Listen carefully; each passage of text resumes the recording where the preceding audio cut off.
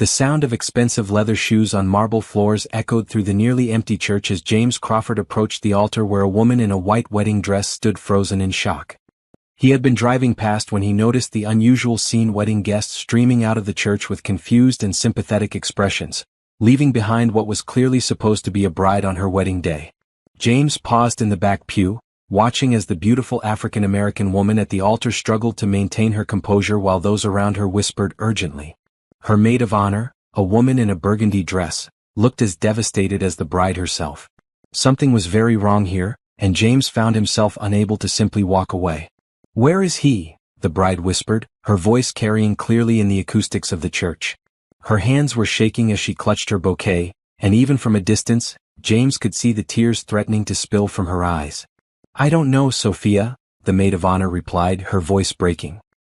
"He was here this morning during the rehearsal. He seemed fine, excited even." "Sophia." James filed the name away as he watched the scene unfold with growing horror. Someone had abandoned this woman Sophia on what should have been the happiest day of her life. The priest approached them with gentle sympathy. "My dear, perhaps we should move to the back room." The guests. But Sophia couldn't seem to move. She stood there in her pristine white dress, looking like a statue of heartbreak as the reality of her situation sank in. James had seen enough devastation in his business dealings to recognize when someone's world was falling apart, and this woman's world was crumbling in real time. A young man in a rumpled tuxedo rushed back into the church, his face flushed with panic. "I've called him 20 times. His phone goes straight to voicemail. I drove to his apartment, but his car is gone. Sophia, I'm so sorry." James felt a surge of anger on behalf of this stranger. What kind of man abandoned someone at the altar? What kind of coward left a woman standing in a wedding dress without even the courtesy of an explanation? Did he say anything? Sophia's voice was barely audible now. "Yesterday, this morning, anything at all?" The young man shook his head miserably. "Nothing." He was nervous, sure, but every groom is nervous. He talked about the honeymoon, about starting your new life together. "I swear, Sophia," he gave no sign that he was planning to run away. Run away. The words hit the church like a physical blow, and James watched as Sophia's face went completely white. The remaining guests began to leave in small groups, their whispered conversations floating through the air like daggers. Poor thing. How could he just leave her like that? Something must have happened. Maybe it's for the best. James clenched his fists at the last comment. How could anyone think this humiliation was for the best? This woman Sophia was clearly devastated, her entire future ripped away in a single morning. An older woman who must have been Sophia's mother rushed to her side. "Oh, sweetheart. Let's get you out of this dress. Let's go home." "I can't go there," Sophia said, her voice hollow with shock. "I can't face that apartment. All our things together, the wedding gifts we haven't even opened yet." James could see the full scope of the disaster now. This wasn't just a wedding that had been called off, this was a complete life implosion.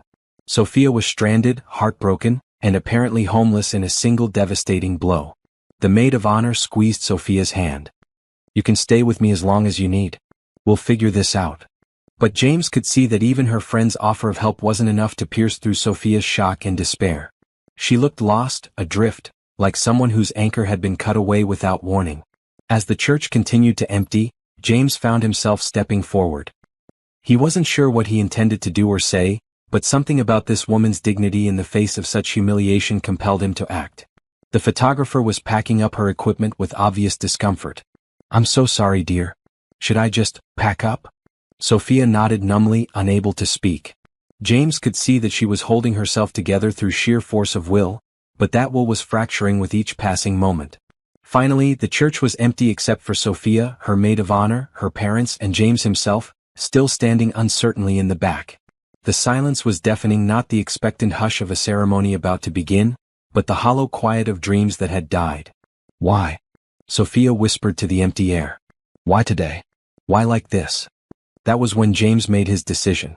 He couldn't stand by and watch this woman's devastation without offering help. He had resources, influence, the ability to make a difference in someone's life. And something about Sophia's grace under such impossible circumstances told him she was worth helping. He walked down the aisle, his footsteps loud in the silence. Sophia's family looked up in surprise as he approached, but he kept his eyes on the bride herself. "Excuse me," he said gently, stopping a respectful distance away. "I don't mean to intrude, but I couldn't help but notice that you seem to be in need of assistance." Sophia looked up at him with red-rimmed eyes, clearly confused by the appearance of this well-dressed stranger. "I'm sorry, do I know you?" "My name is James Crawford," he said, offering a slight bow. "And I was wondering if perhaps we might speak privately for a moment." The maid of honor stepped protectively closer to Sophia. "Who are you? What do you want?" James could understand their suspicion, but he pressed on. "I'm someone who believes that when life deals us an unexpected blow, we should look for unexpected solutions." He looked directly at Sophia. "I have a proposition that might interest you." Sophia stared at him as if he had appeared from another planet. "A proposition?" "A way for you to start over immediately with dignity and purpose," James said carefully.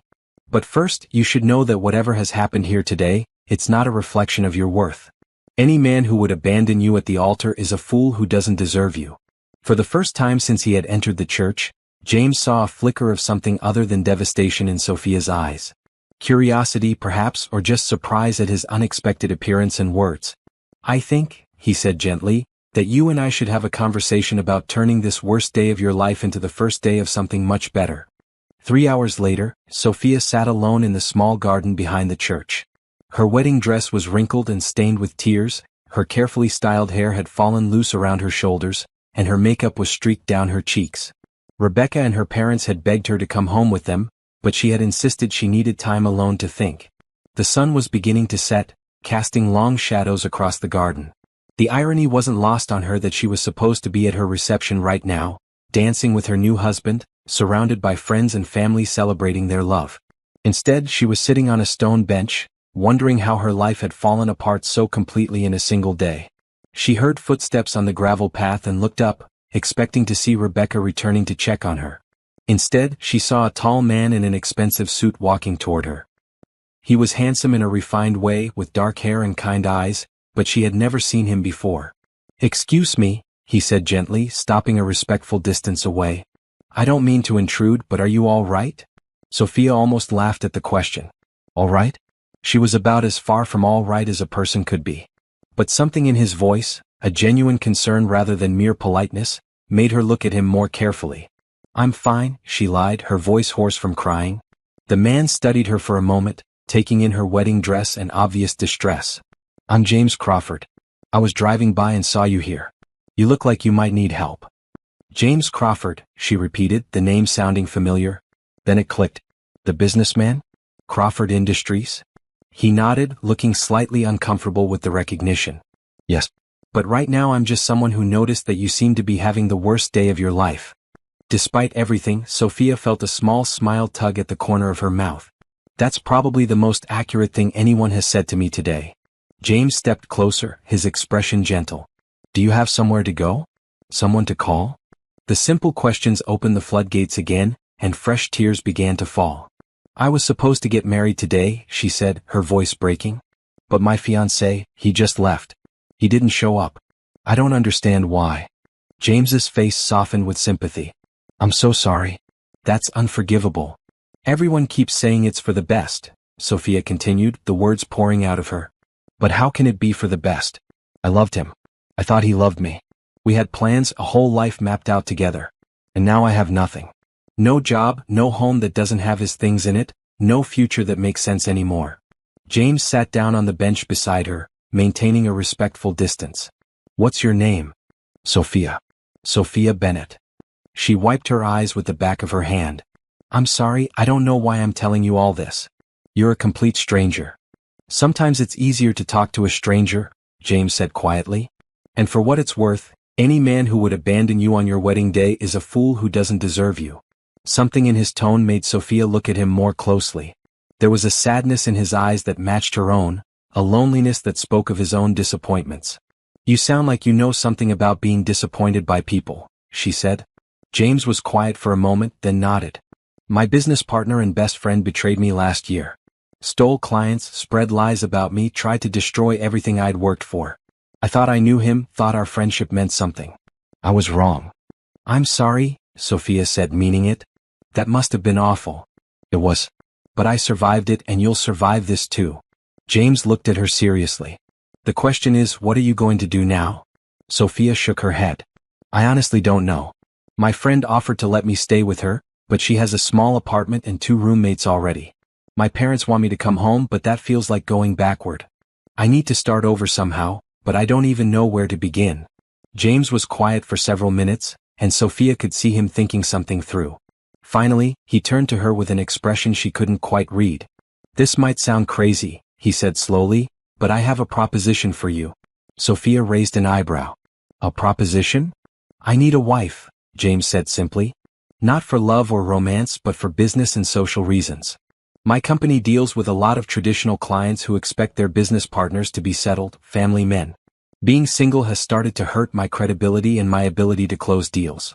Sophia stared at him, sure she had misheard. You're asking me to marry you? We just met. I'm asking you to consider a business arrangement, James clarified.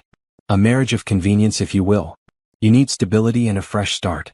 I need a wife who can handle social situations and business entertaining. We could help each other. The suggestion was so unexpected that Sophia didn't know how to respond.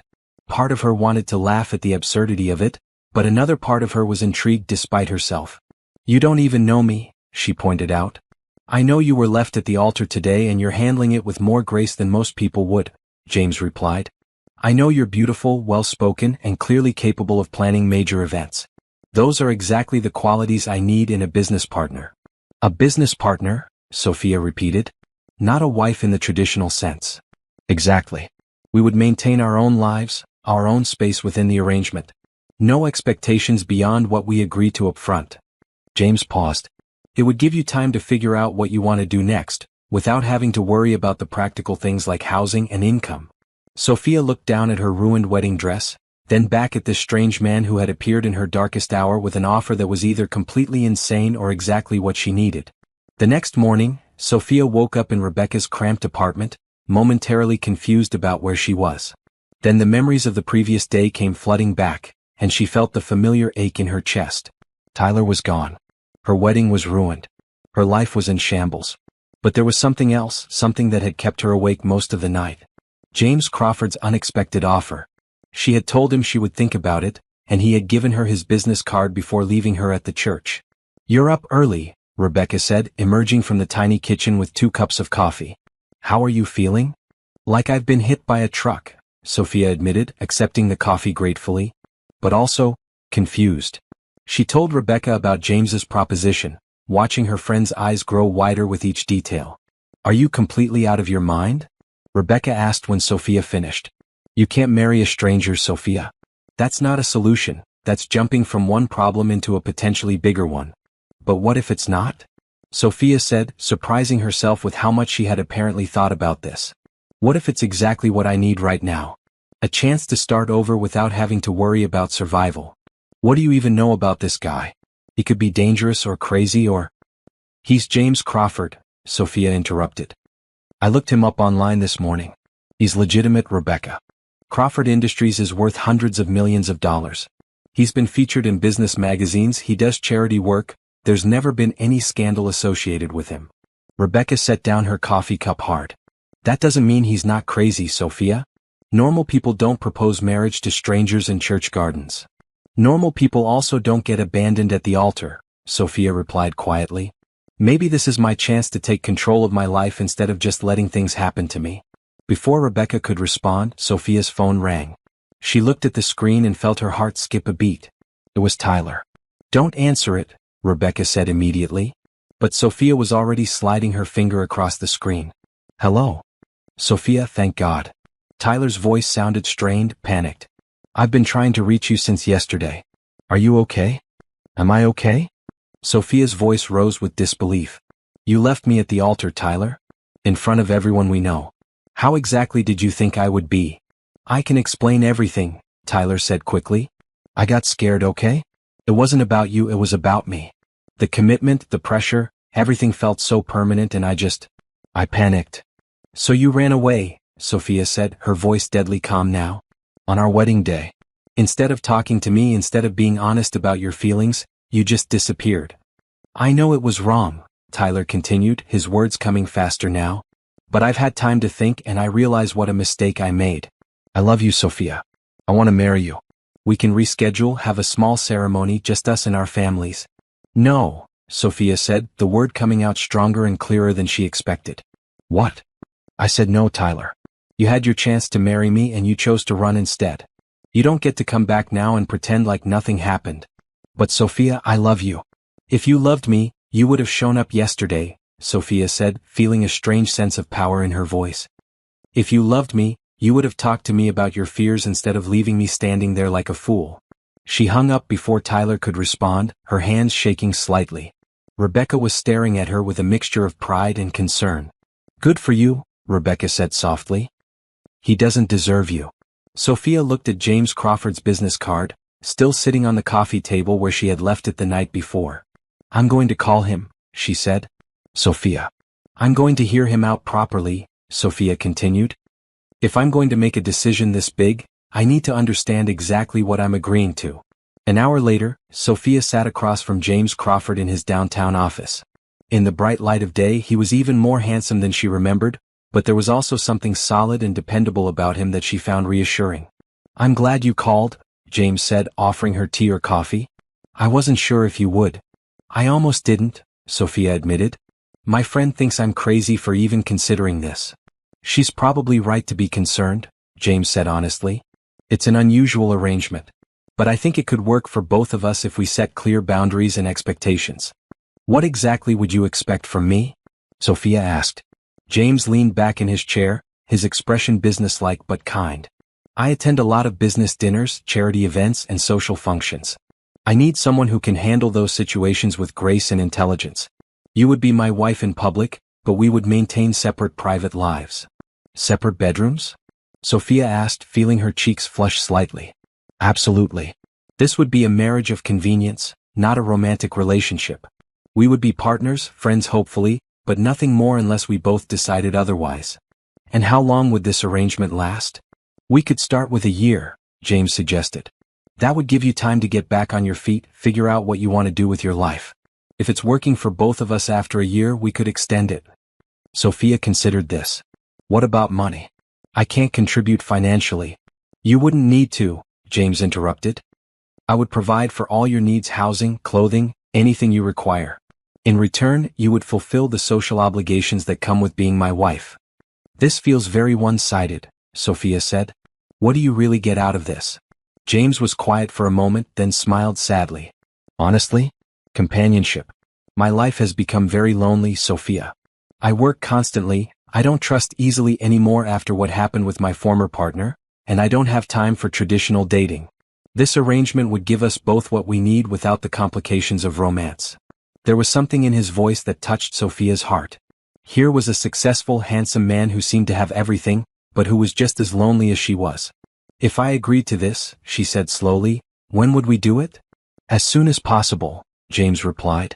A small, private ceremony. Nothing like the wedding you planned before. I understand that would be too painful. Just a legal formality. Sophia thought about Tyler's phone call that morning, about his assumption that she would just take him back after what he had done. She thought about the pitying looks from the wedding guests, about starting over with nothing, about being dependent on her friends and family for help. Okay, she said quietly.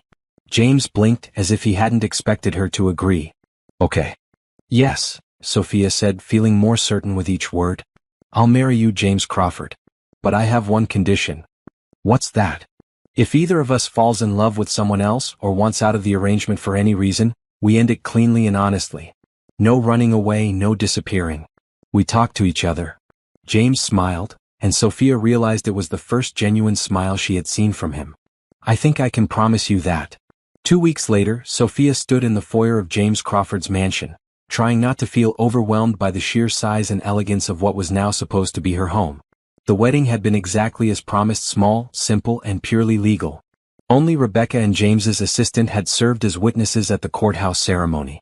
Your room is upstairs, second door on the right, James said, carrying her single suitcase. I hope you'll be comfortable. The room he showed her was larger than Rebecca's entire apartment, with a king-sized bed, a sitting area, and windows that overlooked a beautifully manicured garden. There was even a walk-in closet that was currently empty except for the few clothes she had managed to retrieve from the apartment she had shared with Tyler. It's beautiful, Sophia said honestly. But I feel like I'm imposing. You're not imposing, James assured her.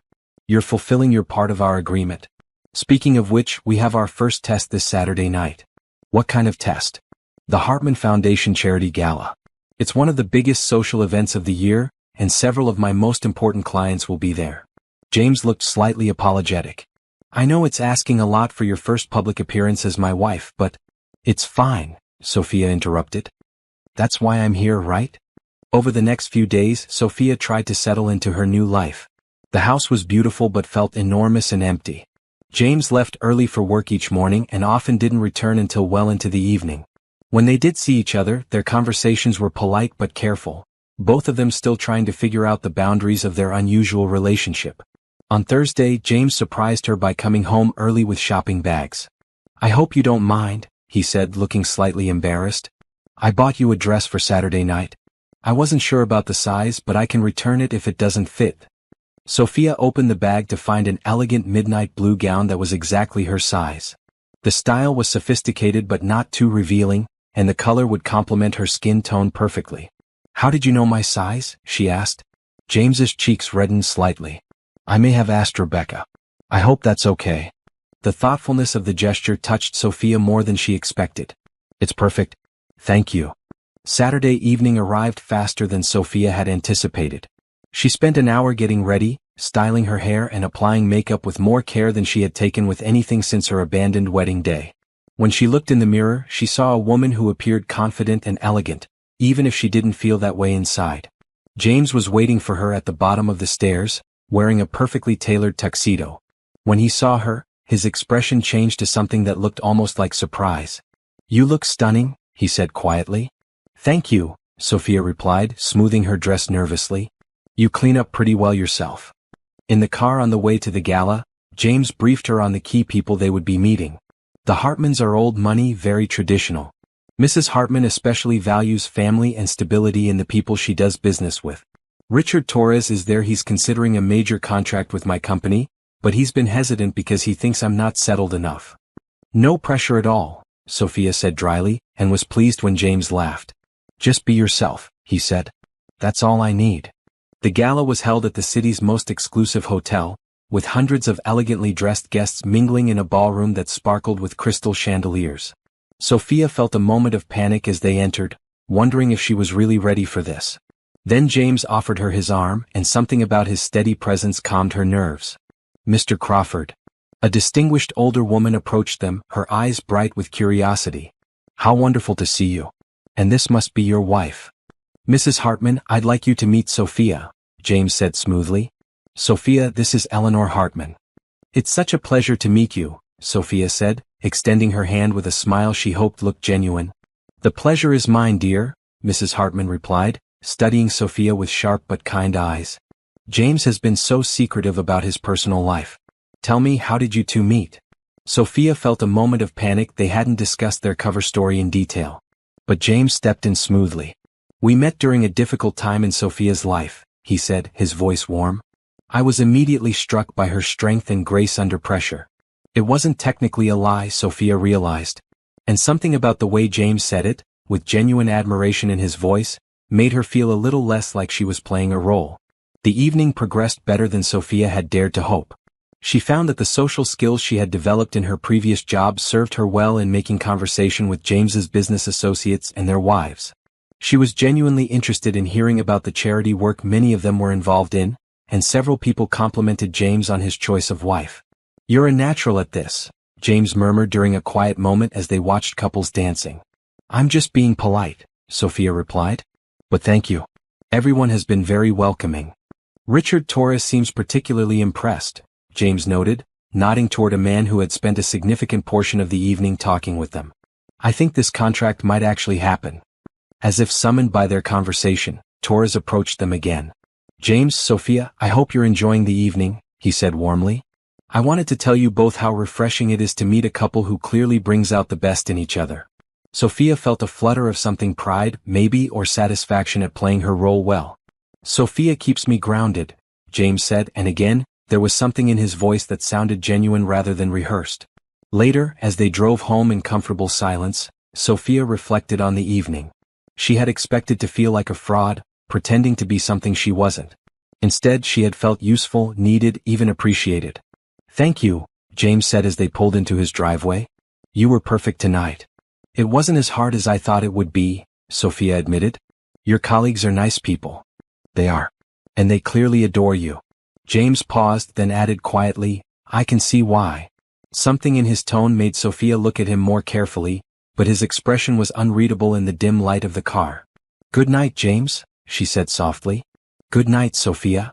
As she got ready for bed that night, Sophia found herself thinking about the evening with a sense of accomplishment she hadn't felt in weeks.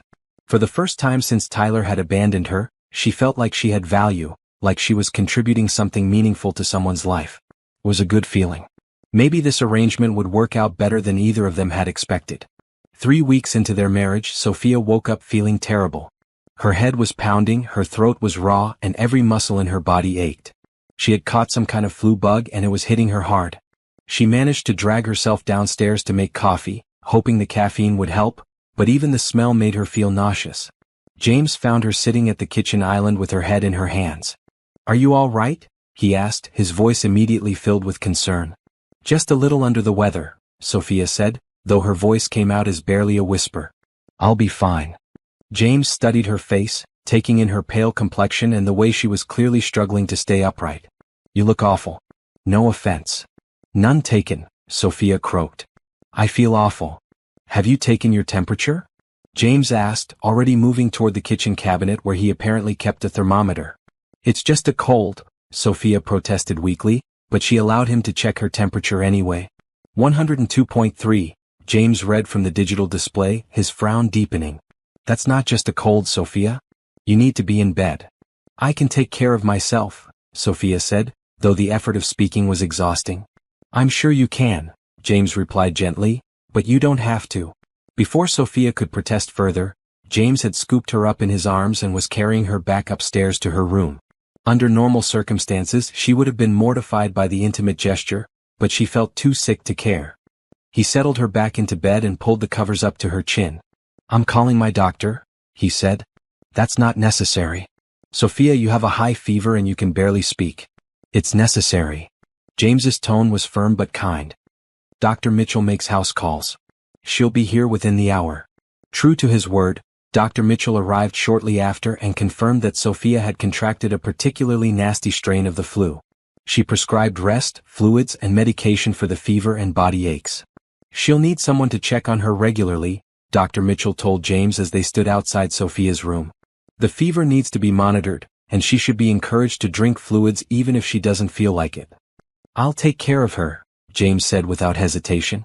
After the doctor left, James returned to Sophia's room with a glass of water and the prescribed medication. "The doctor said you need to take these every 4 hours," he said, helping her sit up enough to swallow the pills. "You don't have to babysit me," Sophia said weakly. "Don't you have to work?" "Work can wait," James replied, adjusting her pillows. "You're my wife, Sophia. Taking care of you when you're sick isn't babysitting, it's what husbands do." The word wife sent a strange flutter through Sophia's chest, though she attributed it to the fever. This was supposed to be a business arrangement, but James was treating her like she was someone he actually cared about. Throughout the day, James checked on her every few hours, bringing her water, soup, and fresh fruit. He took her temperature regularly and made sure she was taking her medication on schedule. When she complained that she was too hot, he brought her a cool cloth for her forehead. When she got chills, he added an extra blanket. "You're going to get sick too," Sophia warned him during one of his visits. "I have an excellent immune system," James replied with a small smile. "Besides, someone needs to make sure you eat something." He had brought her homemade chicken soup from a local restaurant, and though Sophia protested that she wasn't hungry, James patiently encouraged her to have at least a few spoonfuls. "This is really good," she admitted after taking a small taste. "It's from that little place on 5th Street, James said. "My mother used to take me there when I was sick as a child." It was the first time James had mentioned his family, and Sophia found herself curious despite her illness. "Are your parents still alive?" James's expression grew sad. "My mother passed away 5 years ago. Cancer. My father died when I was in college." "I'm sorry," Sophia said sincerely. "That must have been very difficult." "It was. Especially my mother.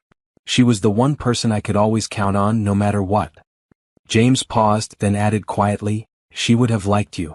The comment surprised Sophia both because of its intimacy and because James seemed to mean it genuinely. By the second day Sophia's fever had broken, but she was still weak and exhausted. James continued to check on her regularly, even working from home so he wouldn't have to leave her alone. "You really don't have to do this," Sophia said as he brought her fresh orange juice and toast. "I'm feeling much better." "You're still recovering," James said firmly. "Dr. Mitchell said you need at least another day of rest." "But what about your work? I'm sure you have important meetings." "Nothing that can't be rescheduled or handled over the phone," James interrupted. "My assistant is perfectly capable of managing things for a few days." Sophia studied his face, looking for signs that he was just being polite or fulfilling some obligation. Instead, she saw genuine concern and care. "Why are you being so nice to me?" she asked quietly. James seemed surprised by the question. "What do you mean?" "This is supposed to be a business arrangement," Sophia said. "You're not getting anything out of taking care of me like this. There's no one here to impress, no social expectations to meet." James was quiet for a long moment, sitting on the edge of her bed. When he finally spoke, his voice was softer than usual. "Maybe because it's been a long time since I had someone to take care of," he said. "And maybe because you're not just a business arrangement to me anymore, Sophia. You're a person I've come to care about." The honesty in his voice made Sophia's heart skip a beat. She had been so focused on maintaining the boundaries of their agreement that she hadn't noticed how those boundaries had begun to blur. "I care about you too," she admitted quietly. James smiled and it was warm and genuine. "Good. That makes this whole arrangement a lot more pleasant for both of us." On the third day, Sophia finally felt well enough to get dressed and come downstairs. She found James in his home office working at his computer, but he immediately stopped what he was doing when he saw her. "How are you feeling?" he asked, standing up to study her face. "Much better. Human again finally." Sophia smiled. "Thank you, James. For everything. I know taking care of a sick fake wife wasn't part of our deal." "There was nothing fake about it," James said seriously. "You were sick, you needed help, and I was glad I could provide it." Something in his tone made Sophia look at him more carefully. There was an intensity in his eyes that she hadn't seen before, a warmth that made her suddenly very aware of how close they were standing. "I should let you get back to work," she said, though she made no move to leave. "Actually," James said, "I was thinking of calling it a day. Would you like to have dinner together? Really together this time, not just me bringing you soup in bed." The invitation felt different from their usual polite interactions. More personal, more intimate. "I'd like that," Sophia said. That evening, they ate dinner at the small table in James's kitchen rather than the formal dining room they had used the few times they had eaten together before. The conversation flowed more easily than it ever had, ranging from books they had read to places they wanted to travel. "I always wanted to see Ireland," Sophia said as they finished their meal. "My grandmother was Irish and she used to tell me stories about the countryside there." "It's beautiful," James said. "I went there on business a few years ago and extended my trip just to see more of the country. The landscapes are incredible." "You'll have to tell me about it sometime," Sophia said. "I'd be happy to," James replied, and something in his voice suggested he meant more than just telling her about Ireland. As they cleaned up the dishes together, Sophia found herself thinking about how natural this felt. How easy it was to talk to James, how comfortable she felt in his presence. The loneliness that had consumed her since Tyler's abandonment seemed to have faded without her even noticing. "Thank you again," she said as they finished. "For taking care of me, I mean. It's been a long time since anyone has done that." "What about Tyler?" James asked, then immediately looked like he regretted the question. "I'm sorry, that's none of my business." "It's okay," Sophia said, surprising herself. "And to answer your question, Tyler was never very good at taking care of people when they were sick. He usually found reasons to stay away until I was better." James frowned. "That's not very supportive." "No, it wasn't," Sophia agreed. "I guess I just accepted it as part of who he was. But now, well, now I know what it feels like to have someone actually take care of me." "You deserve to be taken care of, Sophia," James said quietly. "You deserve someone who will be there for you when you need them." The sincerity in his voice brought tears to Sophia's eyes. "So do you," she said softly. They stood there for a moment, looking at each other, and Sophia felt something shift between them. The careful politeness of their arrangement was giving way to something deeper, something that felt dangerously close to real affection. The business trip to Chicago was supposed to be routine. James had to meet with potential investors for a new project, and Sophia would accompany him to a dinner with their wives and a charity luncheon. It was exactly the kind of public appearance their arrangement was designed for. But as they sat together on the plane, Sophia realized how much her feelings about these trips had changed. What had once felt like playing a role now felt natural, comfortable even. "Tell me about this project you're pitching," she said as James reviewed his presentation notes. "It's a sustainable energy initiative," James explained, his eyes lighting up with enthusiasm. "We want to retrofit older office buildings with solar panels and more efficient heating and cooling systems. It's good for the environment and it saves money in the long run." Sophia found herself genuinely interested in his work in a way she never had been with Tyler's job. "That sounds amazing. Is there much interest in that kind of thing?" "More than you might think," James said. "Businesses are starting to realize that being environmentally responsible is also financially smart. The challenge is the upfront investment. Hence the investors you're meeting with," Sophia said. "Exactly." James smiled at her. "You pick things up quickly." "I used to work in marketing," Sophia reminded him. "I understand business presentations." "That's right. What kind of marketing did you do?" It was a simple question, but it made Sophia realize that despite living together for over a month, they still knew relatively little about each other's histories. "Consumer products mostly," she said. "I worked for a firm that handled everything from household cleaners to luxury cosmetics. It was interesting work, but I left when Tyler and I got engaged. He thought it would be better if I focused on planning the wedding and getting ready for our new life together." James frowned. "You gave up your career for him?" "It seemed like the right thing to do at the time," Sophia said, though she could hear the doubt in her own voice. "Tyler made enough money to support both of us, and he said he wanted to take care of me." "But you enjoyed your work?" "I loved it," Sophia admitted. "I was good at it too. I had ideas for campaigns that really worked, and I was being considered for a promotion before I left." "Do you miss it?" The question caught Sophia off guard. She had been so focused on the immediate crisis of Tyler's abandonment and her new arrangement with James that she hadn't really thought about her career. "Yes," she said slowly. "I think I do miss it." "You should consider going back to it," James said. "Once you've figured out what you want to do with your life, I mean. Our arrangement doesn't have to control every aspect of your life," James interrupted gently. "If you want to work, you should work. We can figure out how to balance it with the social obligations." The conversation stayed with Sophia throughout the trip. In Chicago, she found herself paying more attention to the business discussions, asking thoughtful questions about James's projects, and offering insights that seemed to genuinely interest him. At the investor dinner, she was seated next to Margaret Chin, the wife of one of the potential investors. Margaret was a lawyer who had built her own successful practice, and Sophia found their conversation fascinating. "I love what your husband is proposing," Margaret said over dessert. "It's exactly the kind of forward-thinking project we need more of. And you seem to understand the business side of it quite well." "Thank you," Sophia said. "I find it genuinely interesting." "Have you ever considered working in the environmental sector?" Margaret asked. "There's a real need for people who understand both the business and marketing sides of green initiatives." After dinner, as they walked back to their hotel, James was unusually quiet. "The meeting went well, don't you think?" Sophia asked. "Very well," James agreed. "I think they're going to fund the project." "That's wonderful. You should be celebrating." James stopped walking and turned to look at her. "I keep thinking about what Margaret Chin said to you about working in environmental marketing."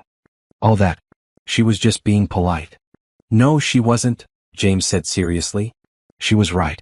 You do understand the business side of things and you ask the right questions. You'd be good at that kind of work." Something in his tone made Sophia study his face more carefully. "Is that a problem?" "The opposite," James said. "I was impressed by how engaged you were tonight. And I was thinking, wondering if you might be interested in working with me." "With you?" "For Crawford Industries. We're expanding into the environmental sector, and we'll need someone who understands marketing and can help us communicate our message effectively." James paused. "It would be a real job, Sophia. Not just part of our arrangement. You'd be hired on your own merits." The offer was so unexpected that Sophia didn't know how to respond. "You want to hire me?" "I want to offer you the opportunity to interview for a position," James clarified. "If you're interested, if you think it's something you'd want to do." They had reached their hotel, and they stood in the lobby for a moment, other guests flowing around them as Sophia processed what James was suggesting. "That would be complicated," she said finally.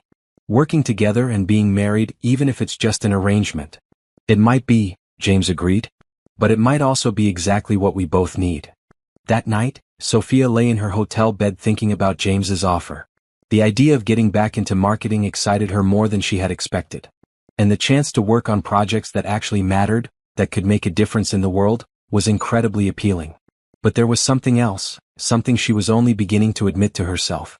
The thought of working closely with James, of spending even more time with him, didn't feel like a complication. It felt like an opportunity. The next morning at breakfast, James seemed nervous, which was unusual for him. "Have you thought about what I said last night?" he asked as they waited for their flight. "I have," Sophia said. "And I'd like to know more about the position." James's face lit up with relief and something that looked like genuine excitement. "Really? Really? But I have one condition." "What's that?" "If we're going to work together, we need to be completely honest with each other about our professional relationship versus our personal arrangement," Sophia said. "I don't want there to be any confusion about what I've earned versus what I've been given." "Agreed," James said immediately. "You'll be hired based on your qualifications, not our marriage. And if the job doesn't work out, it won't affect our personal arrangement." As their plane took off, Sophia looked out the window at the city falling away below them and felt something she hadn't experienced in months: excitement about the future. For the first time since Tyler had abandoned her, she was thinking about what she wanted to do with her life rather than just how to survive. And increasingly, what she wanted seemed to involve James Crawford in ways that went far beyond their original business arrangement. Sophia's first day at Crawford Industries was both nerve-wracking and exhilarating. James had insisted that she interview with the marketing director and other department heads just like any other candidate, and she had gotten the job on her own merits. Now, 6 weeks after their trip to Chicago, she was starting fresh in a career she was genuinely excited about. "Welcome to the team," said Patricia Rodriguez, the marketing director, as she showed Sophia to her office. "James has told us great things about your experience and ideas." Sophia's office was small but bright, with windows overlooking the city. She spent her first morning reviewing materials about Crawford Industries' environmental initiatives and was impressed by the scope and ambition of their projects. Around noon, James appeared in her doorway with 2 cups of coffee. "How's your first day going?" he asked, offering her one of the cups. "Really well," Sophia said, accepting the coffee gratefully. "This work is fascinating. I had no idea how many different environmental projects you were involved in." "We're just getting started," James said, settling into the chair across from her desk. "The market for sustainable business solutions is huge, but we need to do a better job of communicating our value proposition to potential clients." "I've been reading through some of your existing marketing materials," Sophia said, "and I think I see the problem. You're focusing too much on the technical aspects and not enough on the business benefits." James leaned forward with interest. "What do you mean?" "Well, take the solar panel retrofitting project. Your current brochure spends 3 pages explaining how the technology works, but only 1 paragraph on how much money it will save the client." Sophia pulled out the brochure she had been reviewing. Business owners don't care about the technical details. They care about return on investment, operational savings, and maybe the public relations benefits of being seen as environmentally responsible. "That makes perfect sense," James said, looking impressed. "Do you have ideas for how to refocus the messaging?" For the next hour, they discussed Sophia's preliminary ideas for repositioning Crawford Industries' environmental division. James listened carefully, asked thoughtful questions, and clearly valued her input. "You're going to be a huge asset to this company," he said as he prepared to leave for his next meeting. "I hope so," Sophia replied. "It feels good to be working again, to be contributing something meaningful." "It suits you," James said, pausing in the doorway. "You light up when you talk about this work." After he left, Sophia found herself smiling as she returned to her research. It had been a long time since she felt this confident and capable. Working together turned out to be easier than either of them had expected. They maintained complete professionalism during business hours, with James treating Sophia exactly like any other employee. But their evenings at home became more relaxed and intimate as they shared stories about their days and collaborated on projects. "The Peterson Group wants to see a full presentation next week," James said one evening as they cooked dinner together. It had become a routine they both enjoyed, sharing the tasks and talking about their work. "I'll have the new marketing materials ready by Friday," Sophia assured him. "I think they're going to love the ROI projections." "I know they will. Your work has been incredible, Sophia." James paused in chopping vegetables to look at her. "I don't just mean as my wife or as part of our arrangement. I mean as a professional. You're really talented at this." The praise meant more to Sophia than she cared to admit. Thank you. It feels good to be using my brain again, to be building something. Is this what you want to do long term? James asked. Environmental marketing, I mean? Sophia considered the question as she stirred the sauce they were making. I think so. I love the work and I love feeling like what I do makes a difference. Plus, she added with a smile, I have a pretty great boss. James laughed. Just pretty great? Okay, maybe more than pretty great, Sophia admitted, and something in her tone made James look at her more closely. They were standing close together in the kitchen, and Sophia suddenly became very aware of the warmth of his body next to hers, the way his eyes seemed to search her face. Sophia, James said quietly, and there was something in his voice that made her heart beat faster. Yes. I need to tell you something. This arrangement we have, this marriage of convenience. He paused as if trying to find the right words. It's not feeling very convenient anymore. What do you mean? Sophia asked, though she thought she knew. I mean, I've stopped thinking of you as my business partner wife and started thinking of you as just my wife. James's voice was soft but intense. I wake up looking forward to seeing you. I think about you during the day. When you smile, it makes me happy in a way that has nothing to do with our agreement. Sophia felt her breath catch. James? I'm falling in love with you, he said simply. I don't know when it started, but I know it's real. And I needed you to know that even if it complicates everything. For a moment, Sophia couldn't speak. The confession she had been hoping to hear but hadn't dared to expect hung in the air between them. It doesn't complicate anything, she said finally. Because I'm falling in love with you too. James's face transformed with relief and joy. Really? Really, Sophia confirmed, stepping closer to him. You've been kinder to me, more caring and supportive than anyone has ever been. You make me feel valued and appreciated and loved. You are loved, James said, reaching up to cup her face gently in his hands. So very loved. When he kissed her, it was nothing like the brief, formal kiss they had shared at their courthouse wedding. This was warm and tender and full of all the feelings they had been holding back for weeks. So what happens now? Sophia asked when they finally broke apart. Now we stop pretending this is just an arrangement, James said, his arms still around her. Now we see what it's like to be married for real. That night, for the first time since their wedding, James didn't go to his own room. They talked until late into the night, sharing stories about their childhoods, their dreams, their fears. They talked about Tyler and James's former business partner, about the pain of betrayal and the healing power of trust. I never thought I'd be able to trust anyone completely again, James admitted as they lay together in the dark. Neither did I, Sophia said, tracing circles on his chest with her finger. But somehow trusting you feels like the easiest thing in the world. I love you, Sophia Crawford, James said, and the sound of her married name on his lips made her heart sing. I love you too, James Crawford, she replied. My husband. The word husband had never sounded so perfect. 3 months into their new relationship, Sophia was happier than she had ever been. Her work at Crawford Industries was thriving, her marriage with James had blossomed into something beautiful and real, and she had finally begun to feel like her life was moving in the right direction. That's when Tyler showed up. Sophia was leaving the Crawford Industries building after work when she saw him waiting by her car. For a moment she thought she was imagining things. But no, it was definitely Tyler, looking much the same as he had on their almost wedding day, except perhaps more desperate. Sophia, he said, stepping toward her as she approached her car. Thank God. I wasn't sure you'd see me. What are you doing here, Tyler?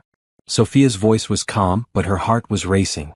She hadn't seen or heard from him since that phone call the day after their failed wedding. I needed to see you, Tyler said, his eyes pleading.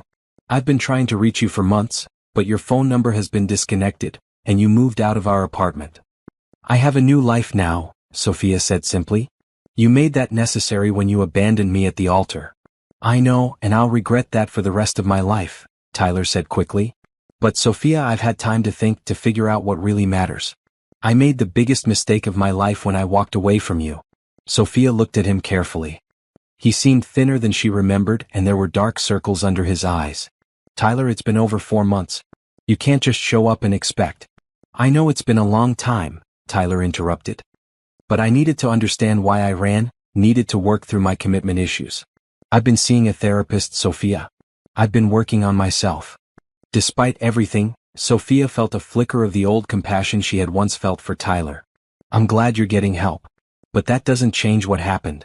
I know I hurt you, Tyler continued, moving closer. I know I destroyed your trust and humiliated you in front of everyone we know. But I love you, Sophia. I've always loved you and I'm ready to prove it now. Tyler.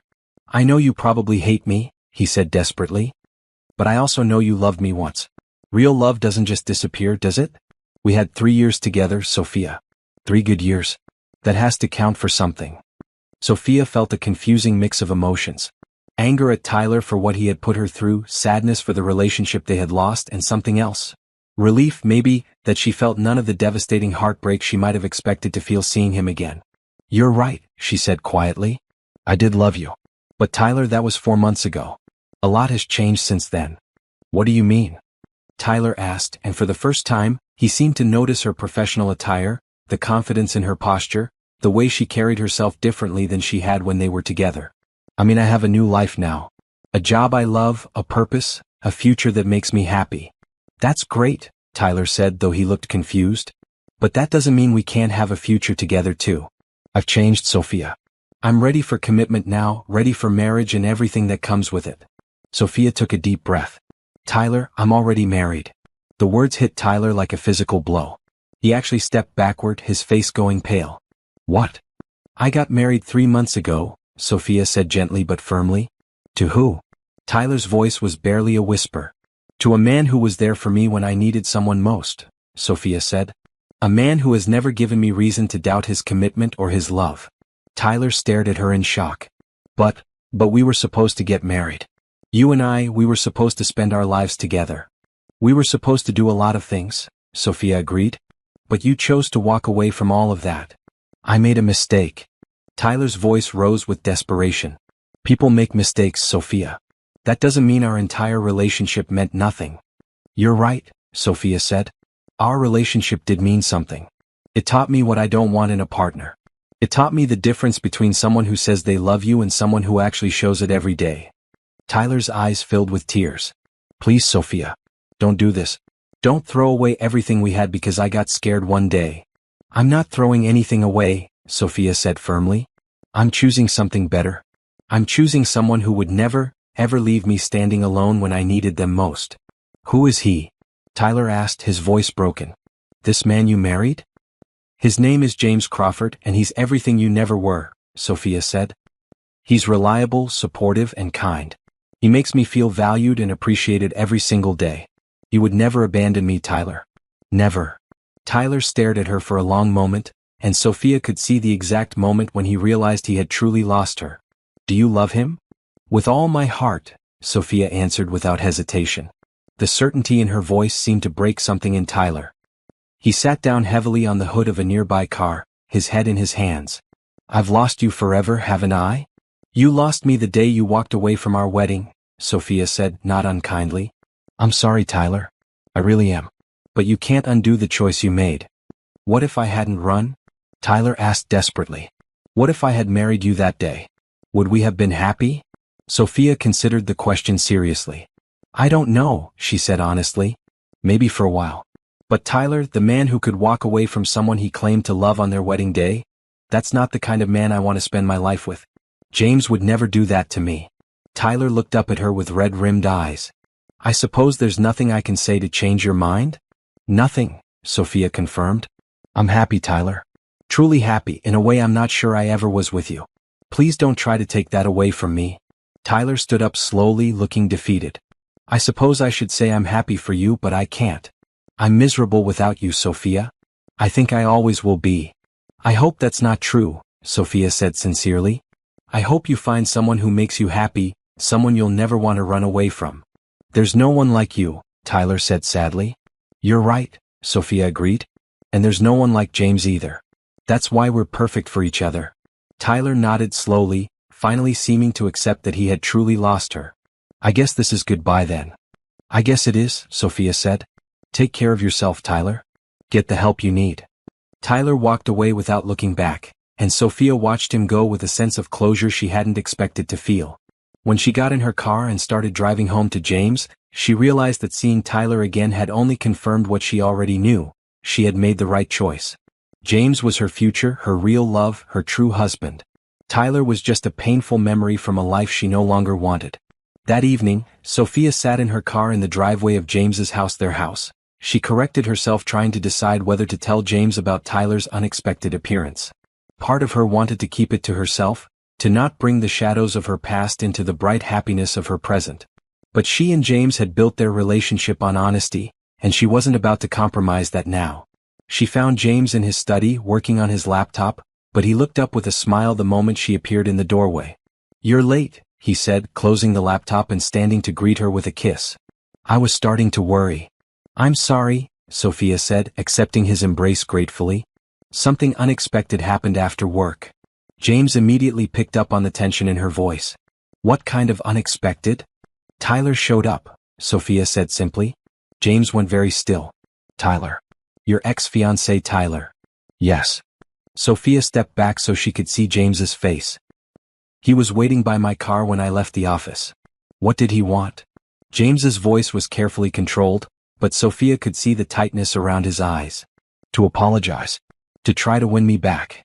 Sophia took James's hands in hers. "He says he's been in therapy, that he's worked through his commitment issues and is ready to marry me now." James was quiet for a long moment, studying their joined hands. When he looked up, his expression was carefully neutral. "And what did you tell him?" "I told him I was already married to someone I love," Sophia said firmly. "I told him it was too late." Some of the tension left James's shoulders, but not all of it. "How do you feel about seeing him again?"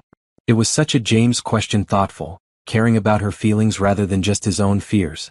"Sad, I think," Sophia said honestly. "Sad about the time we wasted, sad about the pain we caused each other. But also, relieved."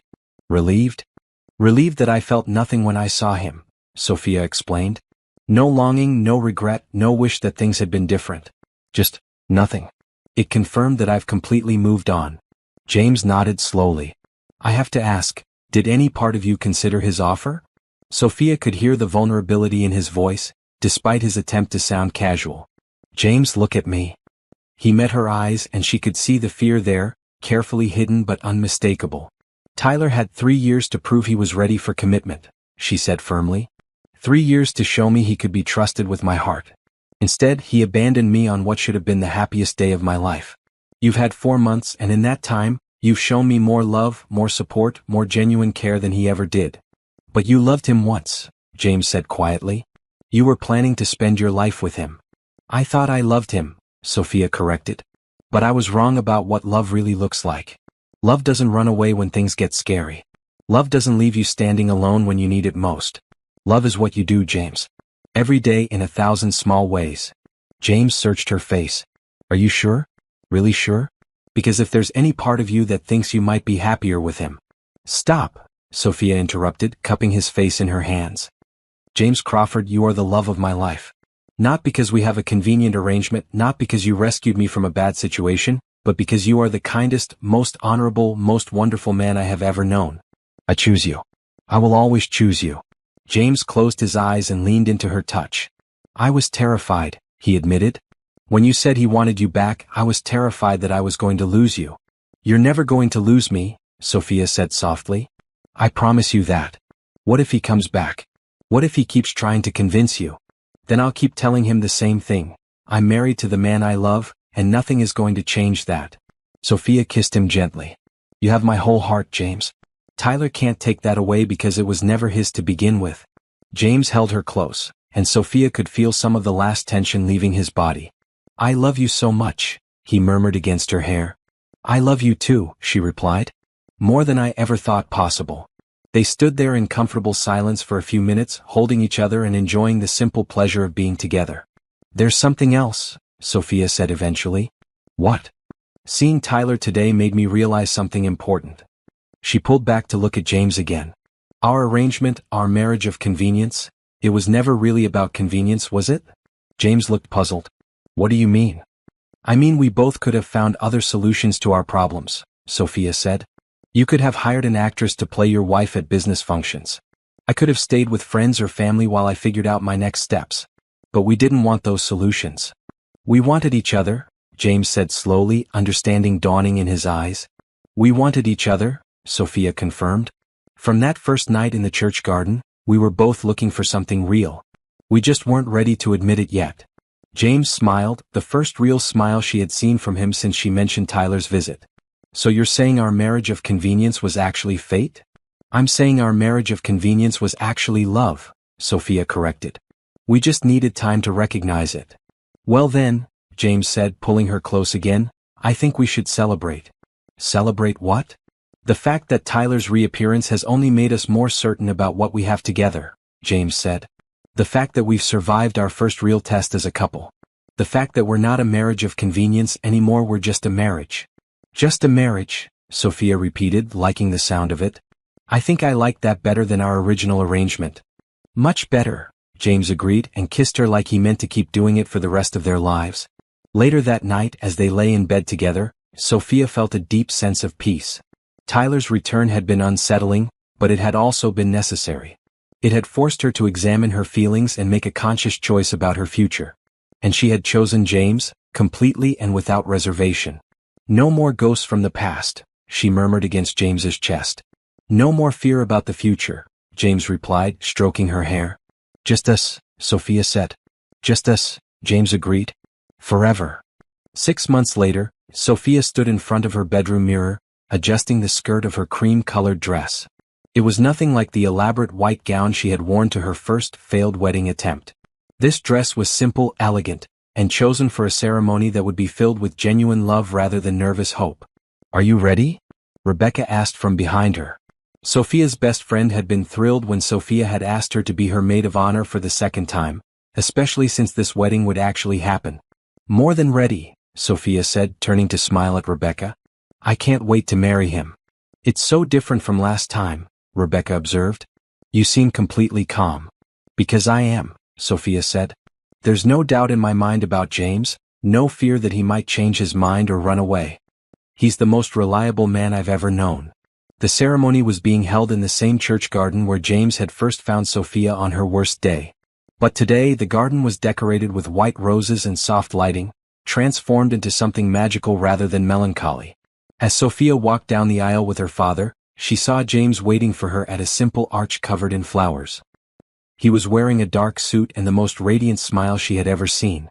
When their eyes met, she felt her heart overflow with happiness. You look beautiful, James said softly as she joined him at the altar. So do you, she replied, taking his hands in hers. Father Martinez, the same priest who had witnessed her humiliation months before, now beamed at both of them as he began the ceremony.